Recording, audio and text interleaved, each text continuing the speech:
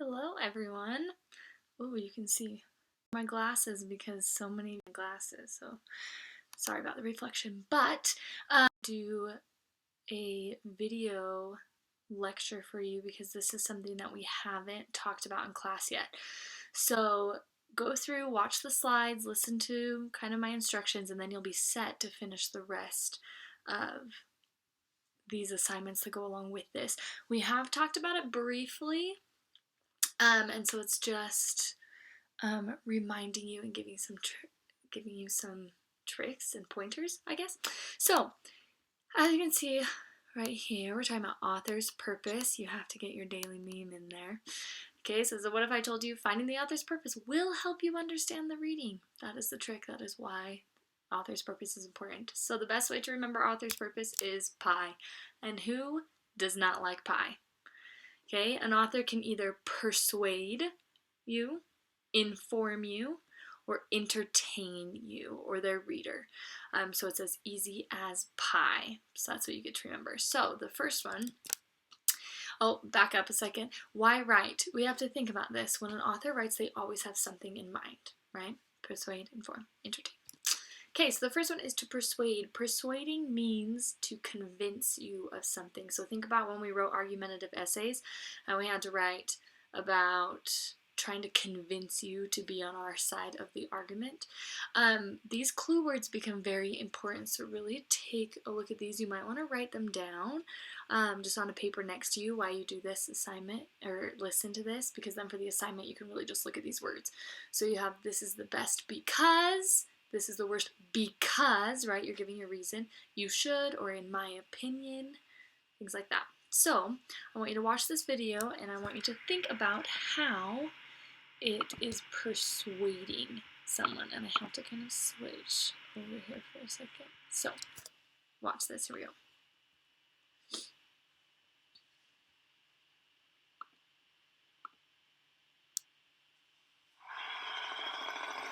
There's a new star rising. The fans are raving. This one's going to be legendary. When you're the next big thing, everybody wants you. Even Kobe Bryant.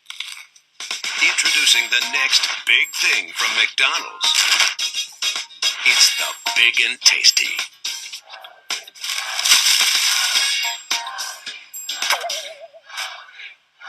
We love to see you. Okay, so they made it kind of funny, right? They took someone that we all really know and admire, and that's kind of how they persuade you, right? They said it was like the best, like if Kobe could eat it, you should eat it. So like that was the persuasive piece, a part of it, right? So get someone they know, say like this is the best, you could be the best basketball player if you have this, right? So they use someone to help persuade us into wanting to buy from McDonald's. Okay, so that's the first one of pie, persuade. Okay, here's an example if you read it. Here we go. It says the Cass School Summer Carnival in January is a special event everyone should attend. First of all, there are activities for everyone. This year, one classroom had a fish pond for little kids. Another room painted a clown with a huge mouth on a board for a beanbag toss. Other rooms had shoe scrambles and relay races. Secondly, each room gives prizes like yo-yos, bug-eyed glasses, and light-up pens. Winning a prize always adds a little excitement to each activity. The best part is the clown contest. That is creepy. It is pretty funny to see how students become clowns using old clothes, face paint, wigs, big chunky shoes. Adults and kids laugh and laugh at the clowns. For a little summer fun in January, the Cass School Carnival is worth a visit. So these keywords look a little bit different, but if we come up here, it's talking about the specific event in January. It's a special event that everyone should attend. And then we go first, other part, or the best part, right? That is their opinion that they are trying to push on you, right? The best part is the clown contest, so that's why you should come to this carnival. So you have to really look, is it very opinionated? Then it probably is persuading you about something. Okay, the next one is to inform, which is to teach or give facts. Think about our informational essays that we wrote. You're informing somebody about something. So you're giving facts about a topic, you think about like blank percent of people say, or it contains blank amounts of blank grams of sugar, right? You're giving facts that you can back up with specific evidence. So think about numbers, stuff like that. But we're gonna watch another video, and I want you to think this time, how is this facts? How is this teaching? So we're gonna come back out.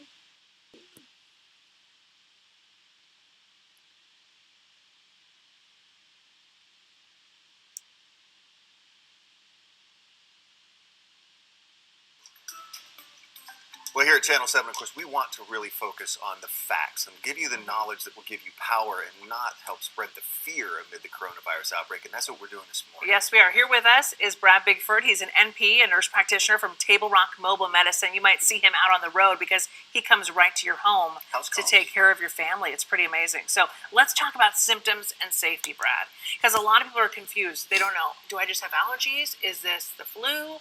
Do I have coronavirus? There's a lot of fear out there about that. Right, yeah. So for the COVID-19 coronavirus, the most common symptoms is dry cough, fevers, and in some cases, shortness of breath.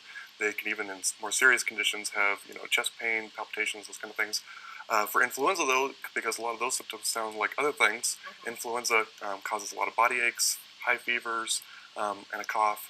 But then we're getting into allergy season now, so people could be having problems with like runny nose, itchy, watery, dry eyes, those kind of things, and those are more things of seasonal allergies. This is a fantastic graph here, Doug. It's on his website and his Facebook page, and you can access this. I also shared it on mine because it really gives you an indication of what you're dealing with and what you need to do. Yeah, and Brad, people are being told don't just show up at a doctor's office because if they think they're sick, they want you to call first. Yeah. Is that your best advice? Yeah, so I tell people, if you're having really mild symptoms, because we're in cough and flu season still, you don't need to go into the ER, to the office, and infect other people with other issues as well. So if you're having really mild symptoms, just stay home.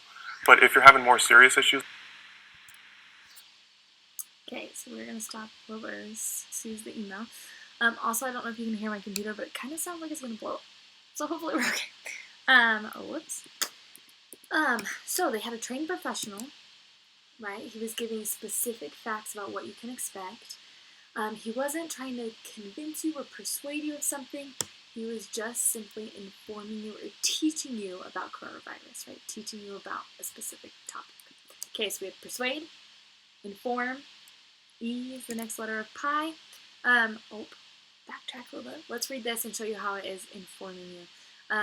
Wow, just like being in school, right? I always forget slides. Here we go. On July 16th, 1969, the Apollo 11 spacecraft launched from the Kennedy Space Center in Florida. Its mission was to go where no human being had gone before, the moon. The crew consisted of Neil Armstrong, Michael Collins, and Buzz Aldrin. The spacecraft landed on the moon in the Sea of Tranquility, ballistic flood plain, on July 20th, 1969. The moonwalk took place the following day, on July 21st, 1969, at precisely 10:56, Commander Neil Armstrong emerged from the lunar module and took his famous first step onto the moon's surface. He declared, "This one small step for man, one giant leap for mankind." It was a monumental moment in human history. So again, they're just going through and giving you the facts, right? You have specific dates, you have the specific names of people, times even, so look for those very specific key information. You need to think inform, right? Okay, last one, entertain. This is sometimes the most fun one. Think about, this is usually fiction, so if you think about a book like Hunger Games, Harry Potter, Refugee, all those books we talked about, Esperanza Rising. Esperanza Rising kind of is informing you too, but it's mainly for entertaining, right? It's meant to entertain your audience. It tells a story. Once upon a time, that whole plot diagram is usually entertaining. So let's look at this last video. Pretty much. Here we go.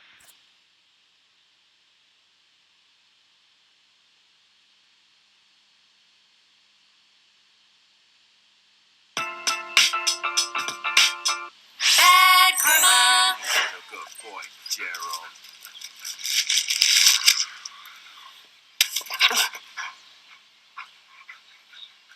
What? You got a problem, Captain Planet?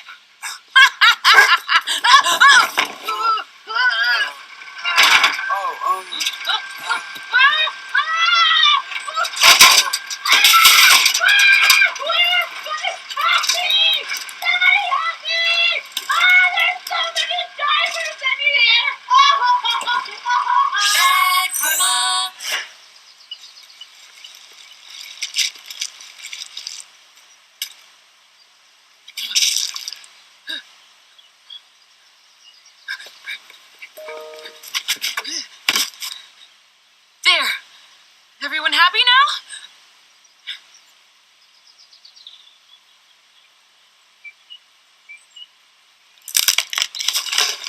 No. I can't breathe. Bad karma.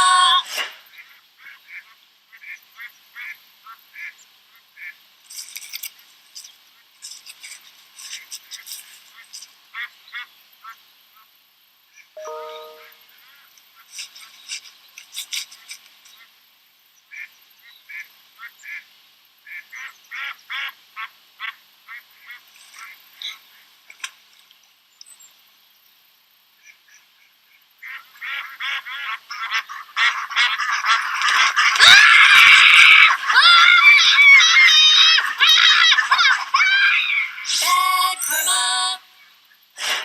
Hey, friends. Okay, there you go. Again, excuse the emails. Thank you for some of those emails you saw through that were from students. Thank you, students, for staying on top of your assignments and emailing me. Okay, so how do we know? Kind of told a story. It was very funny. There weren't facts. There wasn't an opinion. It was just there to entertain you, right, and make you laugh. So here's another one. The pigs decided to build houses near the woods. A big bad wolf lived in the woods. He was not happy when he saw the 3 little pigs building houses nearby. The first little pig was lazy. He made a house of straw. The big bad wolf huffed and puffed and blew it down. The second little pig worked a little harder than the first little pig. He made a house of twigs. The big bad wolf huffed and puffed and blew the house down. The third little pig made a house of bricks. The big bad wolf huffed and puffed and huffed and puffed, but the house did not fall down. So yeah, just telling you a story, right? Again, this is the main thing to remember, is we're just trying to persuade, inform, or entertain. So it's as easy as pie. And I don't actually answer your question. So you're going to go on to the next step in this module and complete the assignments. See, technical difficulties. Hi guys.